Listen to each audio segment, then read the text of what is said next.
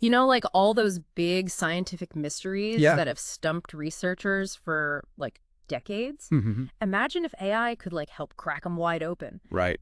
That's the promise of a new system Oh, wow. we're diving into today. It's called DOLPHIN.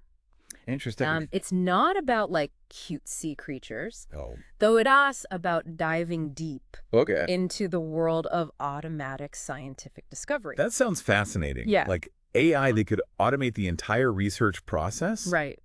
from generating hypotheses to designing the experiments and Yeah. even analyzing the results. Okay, I have to admit, this is blowing my mind a little bit. Yeah. So where do we even begin with something this huge? Well, the research paper you shared, Right. it lays out like a helpful framework. Right. 4 stages of AI in science. All right, let's hear it break it down for us. Okay, so think of it like this. Okay. Stage 1 is classic science. Okay. Researchers in the lab, Right. painstakingly doing experiments. That's how we've always done it. Mm-hmm. Stage 2 is where we're starting to see AI emerge Right. as a powerful tool, Okay. helping scientists Yeah.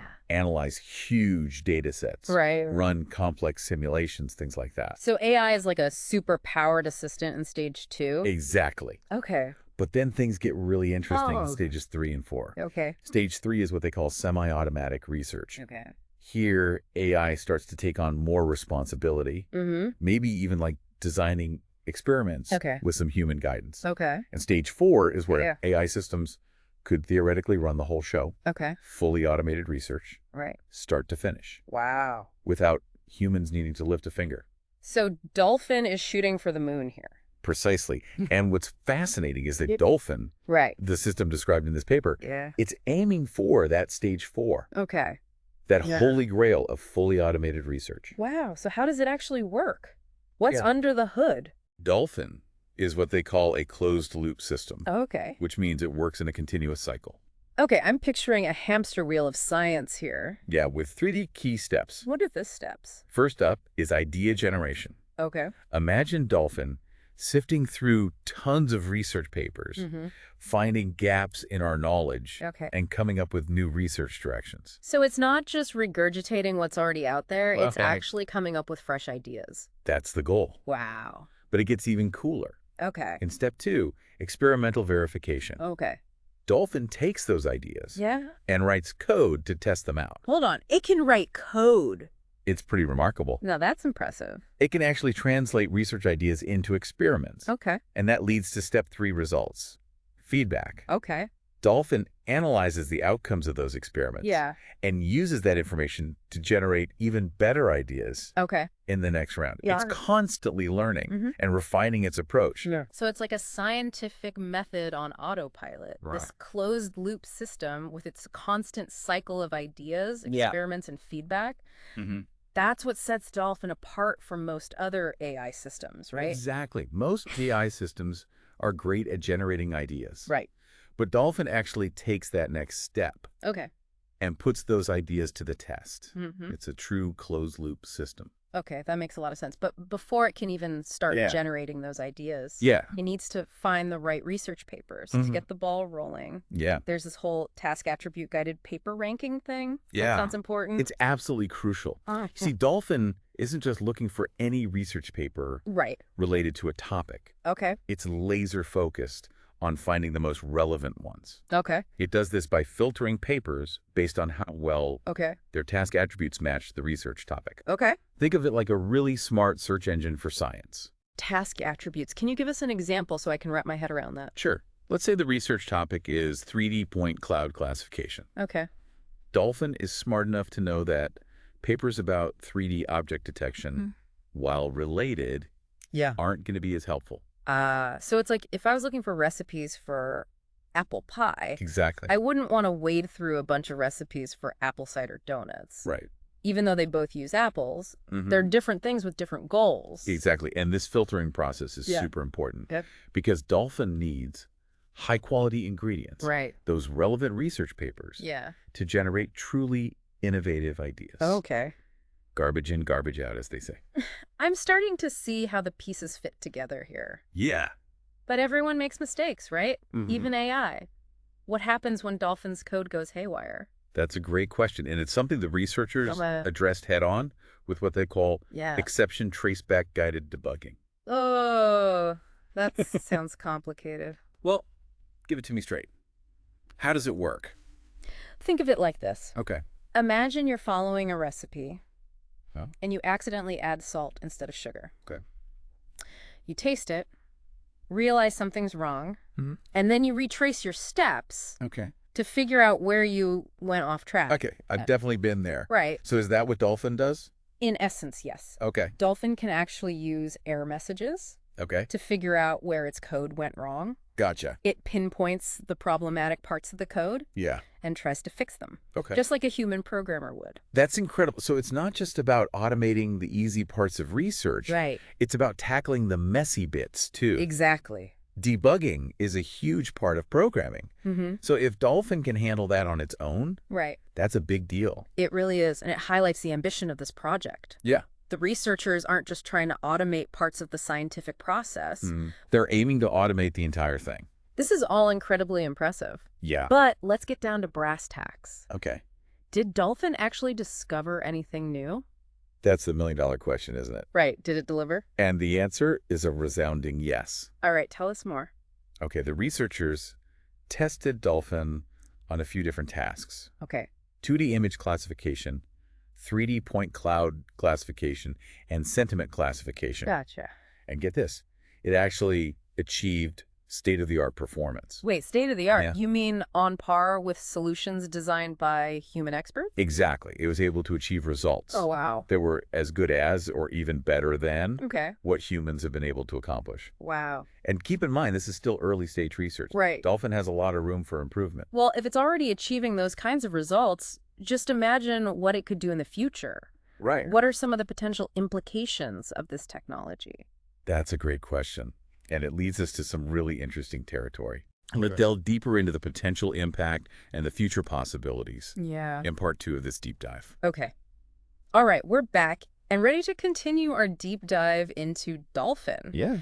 We just heard about some pretty impressive results in part 1. Yeah. It sounds like the system could really shake things up It really does. in the world of science. Yeah, it definitely has the potential to be a game changer. So paint us a picture.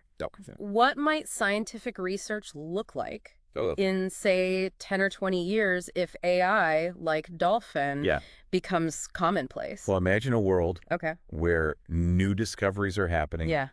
not over years or decades, Right. but maybe even months or weeks. Wow. AI systems like Dolphin could analyze data, Mm-hmm. run simulations, Yeah. and even design experiments Okay. at speeds that are simply impossible for Right. humans. That's mind-blowing. But what about the role of human scientists in all of this? Mm-hmm. Will we become obsolete? Not at all. Oh, okay. In fact, I think that the role of human scientists will become even more crucial. Okay. But it will evolve. In what way? We'll need experts who can guide these AI systems, Okay. interpret their results, and ensure that their research aligns Right. with our goals and values. So you're saying scientists will become more like strategists. Exactly. Yeah. Setting the research agenda Yeah. and providing high-level guidance Okay. while AI handles the heavy lifting of data analysis and experimentation. That makes a lot of sense. AI might be great at finding patterns and making predictions. Right. But it's not so good at those out-of-the-box leaps of imagination Right. that often lead to truly groundbreaking discoveries. Yeah, that's an important point, and it highlights why this partnership Okay. between humans and AI is so powerful. It's about leveraging the strengths Yeah. of both to push the boundaries of scientific knowledge.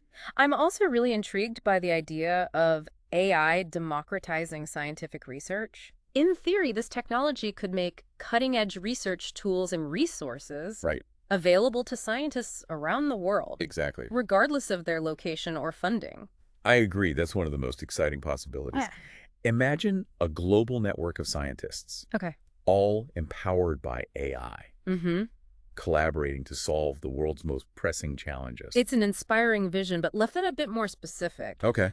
What are some real-world examples Sure. of how AI, like Dolphin, could transform different areas of science? Well, in medicine, Okay. AI could help us develop personalized therapies that are tailored to an individual's unique genetic makeup.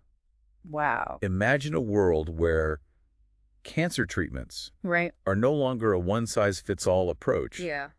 but are precisely targeted to each patient's tumor. That would be revolutionary. What about other fields? Okay, in material science, Okay. AI could help us design new materials with incredible properties. Like what? Imagine self-healing materials. Oh, wow. That can repair themselves. Oh. Or ultra-efficient solar panels. Right. That could revolutionize how we generate energy. And in climate science. Yeah. I imagine AI could play a vital role in modeling complex climate systems. Absolutely. Helping us to better understand and predict the impacts of climate change and to develop more effective strategies for mitigation and adaptation.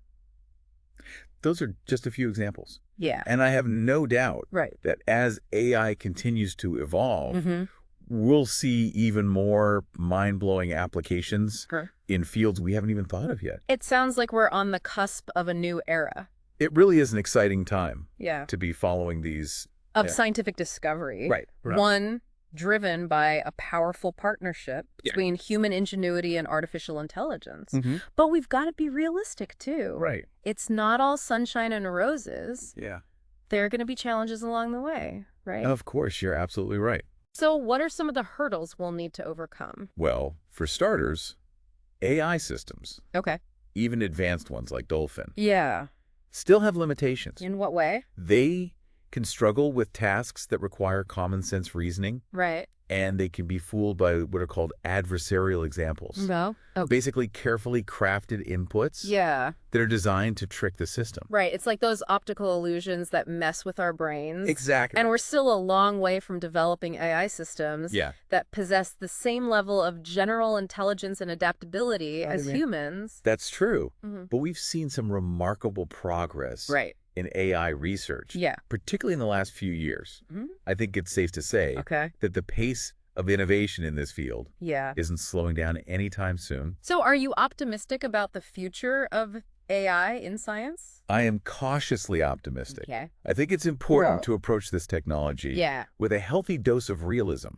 We need to acknowledge both the potential benefits and the potential risks. But if we can navigate those challenges thoughtfully and responsibly, I believe AI has the potential to transform science in profound and positive ways. And ultimately, it's about using AI to enhance our understanding of the world. And to improve the lives of people everywhere, right? Absolutely. It's not about humans versus machines.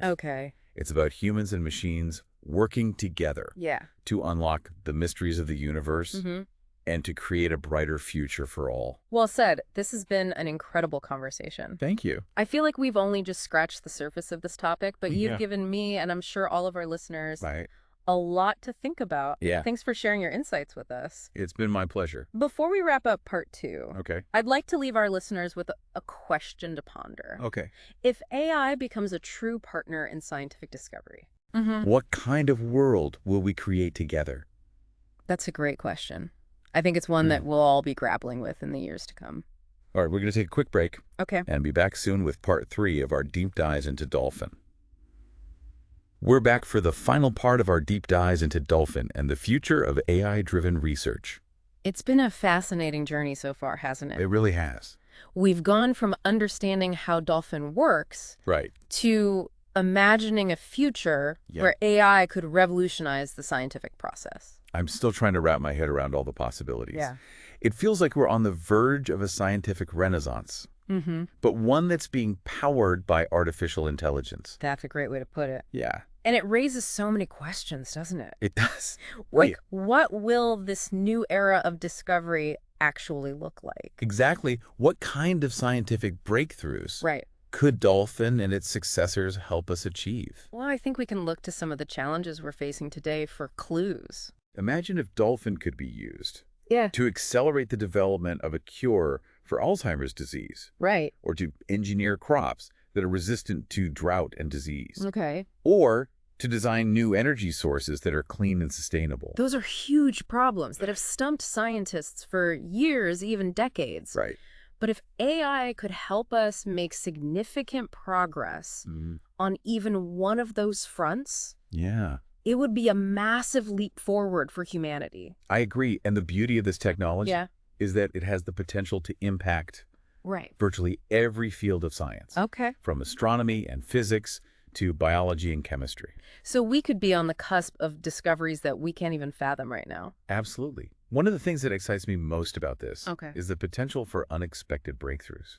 Oh. When you automate parts of the scientific process, you open up the possibility for serendipitous discoveries, things that researchers might not have stumbled upon if they were following traditional methods. It's like finding a hidden treasure while you're digging for something else entirely. Exactly. And I think that's where the real power of AI and science lies. Yeah. It's not just about speeding up the research process. Okay. It's about expanding our horizons. Right. And opening our minds to new possibilities. Okay. I'm officially on board with this AI-powered scientific revolution. But I also know that new technologies often come with unintended consequences. Yeah, that's true. Are there any potential downsides or risks that we need to be aware of? Of course, like any powerful tool, AI can be misused. Right. It's essential that we develop ethical guidelines and safeguards to ensure that this technology is used responsibly. So we need to think carefully about things like data privacy, algorithmic bias, and the potential for AI to be used for malicious purposes. Exactly. And we need to have open and honest conversations about the potential societal impacts of this technology. For example, as AI becomes more sophisticated, it's possible that some jobs in the scientific workforce could become automated. Okay. We need to think about how to prepare for those shifts. Yeah. And how to ensure that everyone benefits from these advancements. It sounds like we're talking about a pretty fundamental shift in how science is done. We are, but ultimately, I believe this shift has the potential to be a positive one. Okay. If we approach it thoughtfully and responsibly, AI can help us unlock the secrets of the universe. Right. And create a better future for all. I like the sound of that, and I think it's a perfect note to end on. Yeah. This has been an incredible deep dive. Thank you. And I want to thank you again for sharing your expertise and insights with us. It's been my pleasure. It's always exciting to discuss the future of science. Yeah. Especially when that future holds so much promise. It really does. And to all of our listeners, thank you for joining us on this journey into the world of AI-powered research. We hope this deep dive has given you a glimpse of the incredible possibilities that lie ahead. Yeah. Until next time, keep exploring.